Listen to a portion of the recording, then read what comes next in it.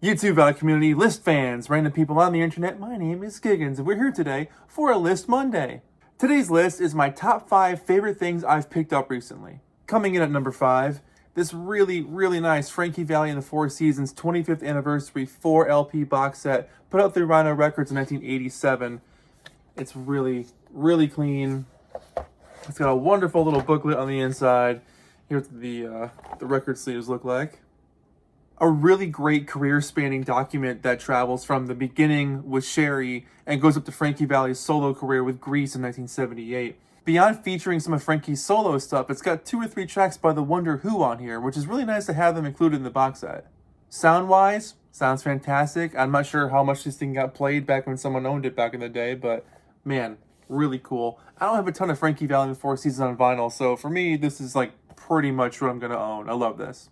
At number 4, finally, Otis Redding, Jimi Hendrix Experience, Monterey Pop Festival. Every time I've seen this record, it's been beat to hell. I have never seen a clean copy of this album.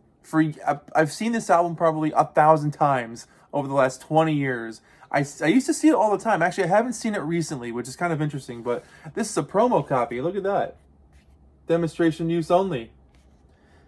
The label is still exactly the same, but it sounds fantastic. It is so clean. Really stoked to finally own this thing on vinyl. So Jimi Hendrix, Otis Redding. Yep. At number 3, this is one I wanted to pick up for a long time as well, and actually never saw until fairly recently. The Leaves, all the good that's happening. You don't see too many albums by The Leaves, and produced by Nick Vinay of Beach Boys fame. Really solid LP. If you haven't heard this one, highly recommend. Really cool. Coming in at number 2 is something I am so stoked about.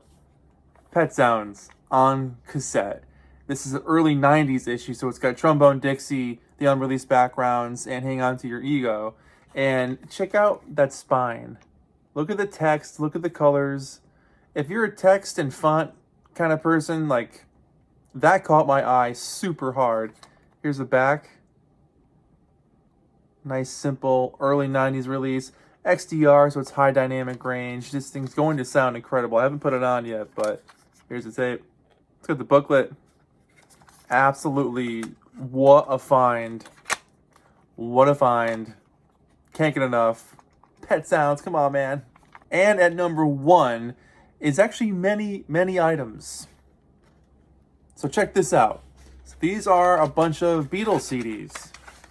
Rubber Soul, there's Sgt. Pepper, there's Revolver, Help, Hard Day's Night. Pretty much every single record up until Sgt. Pepper and then the Past Masters release.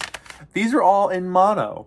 So, long story short, I went to an estate sale recently and I got all of these CDs for $2.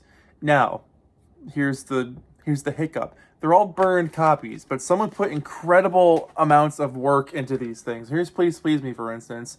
And on every single one, they wrote mono on the bottom, a little sticker which says mono. But they recreated the back covers, the spines, and when you open it, it just says, this says, Please Please Me, download.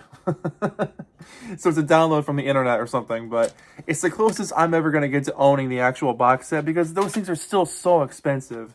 So I don't have that kind of money to throw around at box sets right now, or usually. But yeah, being able to pick these things up for super cheap, and they sound perfect. They sound crispy and vibrant and bass and rich. Like, I would have never known if it was the real thing or a rip from the audio from online somewhere. But so it was fun to dig through. This estate sale had probably 1,000 CDs, and when I pulled one out that said mono on it, I was like, oh, that's special. So much so that I went back the next day to look for the rest of the collection, and I found the other 3 I was missing. Couldn't find the White Album, so no White Album, but Past Masters and mono, every single one, they all say mono on the bottom. And they sound perfect. I played Magical Mystery Tour the other night. There's a couple more I got to play to finish off the collection here, but that was quite the find. I don't care if they're downloaded onto a burnt CD. This is the closest I'll ever have to the mono CD collection. So for me, I'm happy.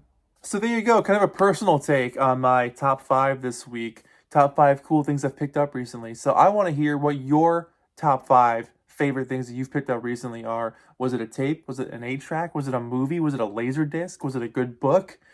Let me know. Share your top 5 of your crazy cool things you've picked up recently. Curious to get you guys chatting about that with me. I'm stoked to hear what you've been finding. So that's it. My name is Giggens. This has been List Monday. Thank you so much for watching. I'll see you guys in the next video, and take care of yourselves. Bye-bye.